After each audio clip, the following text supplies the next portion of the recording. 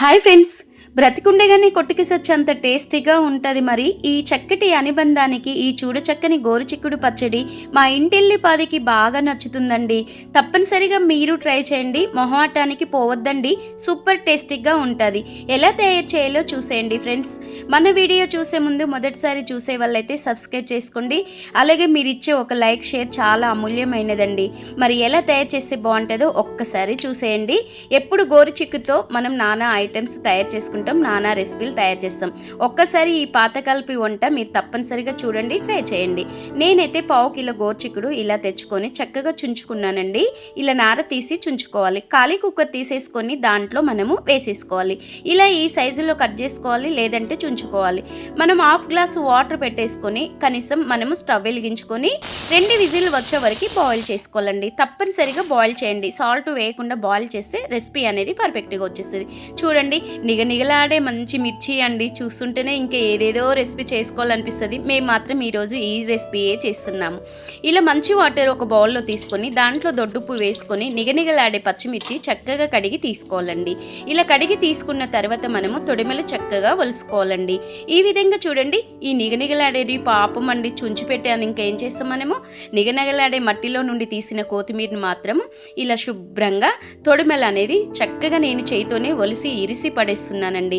ఇలా మంచి నీటిలో కొంచెం ఉప్పేసి చక్కగా 2-3 సార్లు కడగలండి. ముందే వర్షాకాలం కదా, ఇసుక మట్టి చక్కగా అత్తుకొని మంచిగా 3 ఒక చోట ఉండి ముచ్చట్లాడుతూ ఉంటాయి. నీట్గా కడిగి పెట్టిన కొత్తిమీరని పక్కకు పెట్టుకోవాలి. 2 విజిల్స్ వచ్చే వరకు మనము ఈ విధంగా చూడండి చక్కగా బాయిల్ అయిపోతాయి. ఎలాంటి నూనె చుక్క వేయకుండా, ఎలాంటి ఉప్పు వేయకుండా, ఏమీ వేయకుండా నీళ్లు గోర్చిక్కుడు మంచిగా ఉడకపెట్టేసాము. ఇలా 2 విజిల్స్ వచ్చే వరకు ఉడకపెట్టిన తర్వాత మరో ప్లేట్లో చక్కగా తీసి పెట్టుకోవాలి. అంతలోపు చల్లారిపోతాయి. ఒక స్టవ్ వెలిగించుకొని ఒక కడాయి పెట్టేసుకొని దాంట్లో 2 స్పూన్ల ఆయిల్ వేసుకోవాలి. ఆయిల్ మాత్రం ఎక్కువ వేయొద్దండి. నేనైతే పల్లి నూనె వేసుకున్నాను. తెల్లగడ్డ చూడండి వలవకుండా అలాగే వేయండి. టేస్ట్ మాత్రం భలేగా ఉంటుంది. తింటే మాత్రం అదిరిపోతుంది. ఇంకా తినాలనిపిస్తుంది. నూనె కాస్త వేడైనాక ఒక వెల్లిగడ్డ వేసేసుకొని దానితో పాటు ఒక స్పూను జీలకర్ర కూడా వేసుకొని చక్కగా ఫ్రై అయిపోయినాక నిగనిగలాడే గ్రీన్ చిల్లీని చుంచిపెట్టి ఈ విధంగా వేసేసుకోవాలి. చక్కగా ఈ 3 కలిపి ముచ్చట్లో ఆడుకోకుండా మనం గరిటెతో కలుపుతూనే ఉండాలండి.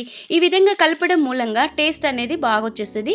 కొంచెం ఫ్రై అయిపోయినాక మంచిగా తెల్లుప్పు లావుప్పు అండి. చూడండి, ఎంత దొడ్డుప్పు వేయడం మూలంగా చాలా టేస్టీగా ఉంటుంది, నోటికి రుచిగా ఉంటుంది, భలే టేస్టీగా ఉంటుంది. ఈ విధంగా దొడ్డుప్పు వేసేసి మిరపకాయలు చిటపటలాడకుండా దాంట్లోనే అణిగి ఉండేటట్టు దొడ్డుప్పు వేసి ఇలా ఫ్రై చేసుకోవాలి. ఈ విధంగా ఫ్రై కాస్త అయినాక చూడండి, ఒక కచ్చకాయ అంత లేదంటే ఒక నిమ్మకాయ అంత చింతపండు తీసుకోండి. లేదంటే కాదు కూడదంటే ఓ 2 రెబ్బల చింతపండు వేసేసుకోండి. ఈ విధంగా చింతపండు కూడా వేసిన తర్వాత చక్కగా ఈ విధంగా ఫ్రై చేసుకోవాలి. చిన్న మంట పైననే మనం ఫ్రై చేయడం మూలంగా ఎలాంటి రెసిపీ అయినా మనకి గ్యాస్ సేవ్ అవుతుంది, మనకి టైం తక్కువ పడుతుంది, ఎక్కువ రుచి వస్తుంది. చూడండి, అప్పుడే తెంపుకొచ్చిన కరివేపాకు 3 రెబ్బలు వేసుకోవాలండి. కరివేపాకు ఎంత ఎక్కువ వేస్తే అంత బాగుంటుంది, అంత టేస్టీ కూడా వచ్చేస్తుంది. నిగనిగలాడే కరివేపాకు కూడా కడిగి పెట్టి ఈ విధంగా వేసేసుకోవాలి. ఇది కాస్త చక్కగా ఫ్రై అవుతుంది అనుకున్నప్పుడు మనం చూడండి ఇలా ఫ్రై అవ్వాలండి. కరివేపాకు కూడా డ్రై ఫ్రై అవ్వాలి. మనం ఒక కట్ట తీసుకున్నాం కదా కొత్తిమీర, నీట్గా శుభ్రంగా కడిగి పెట్టి దీంట్లోనే వేసేసి చక్కగా ఫ్రై అయ్యేలా కలిపేసుకోవాలి.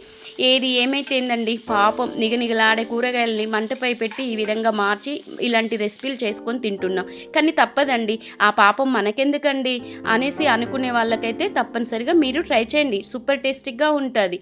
ఇలా చూడండి, ఇలా ఫ్రై అయిపోయినాక మనము చక్కగా స్టవ్ కట్టేసుకోవాలండి.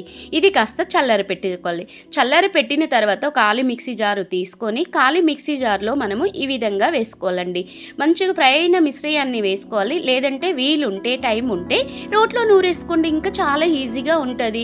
నాకు టైం లేక నేను పొద్దున్నే ఈ విధంగా చేసేస్తున్నాను. ఇలా చూడండి, మిక్సీ జారు గిరాగిరా తిప్పేసుకోవాలి. ఈ విధంగా గిరగిర తిప్పడం మూలంగా చక్కని పేస్టు అవుతుంది. చూడండి, మనము నీట్గా చల్లరిన గోరుచిక్కుడు కూడా వేసుకోవాలండి. ఈ గోరుచిక్కుడు చూడచక్కగా ఉన్న గోరుచిక్కుడు మిక్సీ జార్లో పాపం ఈ విధంగా తిప్పేద్దాము. ఇలా 2 తిప్పులు తిప్పామనుకో అబ్బబ్బబ్బా, ఈ పచ్చడి సువాసన 10 ఇళ్ళకి చేరేలా ఉంటుంది. అంత టేస్టీగా ఉంటుంది. తప్పనిసరిగా మీరు ట్రై చేయవలసిందే. అబ్బో, ఈ విధంగా చూడండి, ఓ 2 తిప్పులు తిప్పామనుకో ఉప్పు ఉందా లేదా అని ఒకసారి సైజ్ చూసుకోవాలి.